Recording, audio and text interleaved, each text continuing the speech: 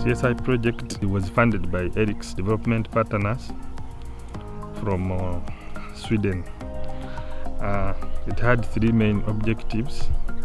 That is education enhancement, prevention of communicable diseases, and the third one was strengthening child protection systems in the community.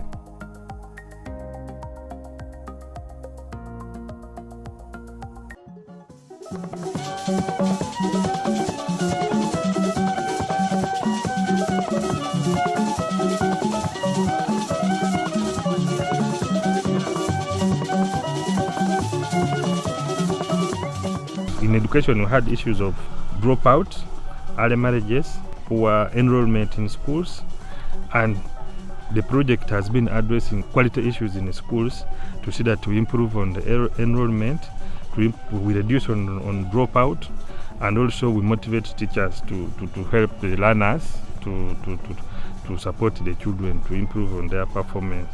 I am giving thanks to the SOS organization for promoting the child rights in the villages and in schools.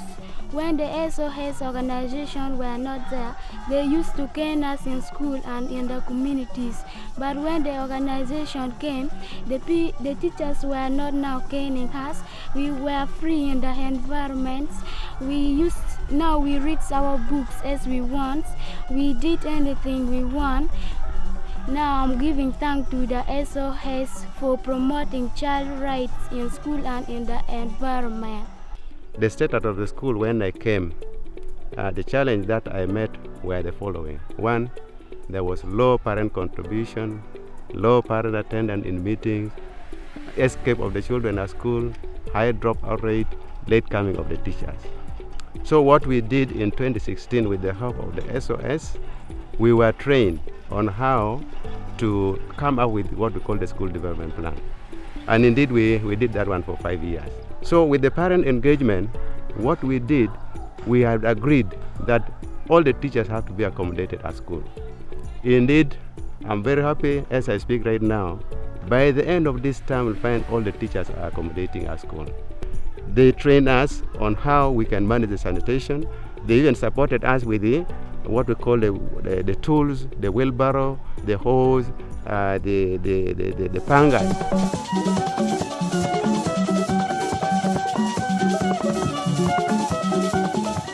In preventive health, majorly we look at the wash standards, and also we look at the other bit of water and sanitation chain.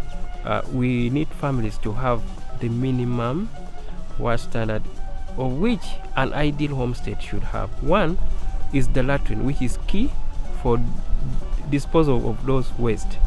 Nearby the latrine, we need to have also a tip tap, whereby a tip tap and a shop, whereby after visiting the latrine, you need to wash your hand and clean it well.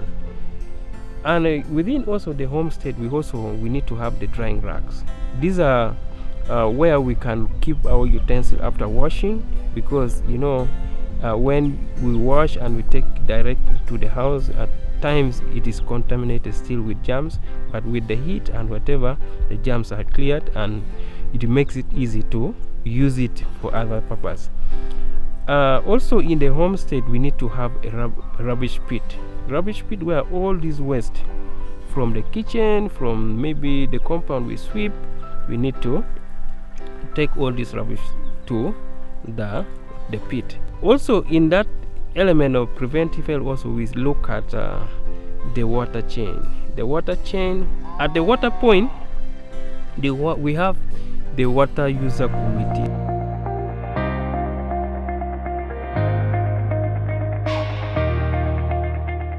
We have been with this project since 2016, and since then we have had a lot of trainings for caregivers, because they have to be aware on the rights of the child.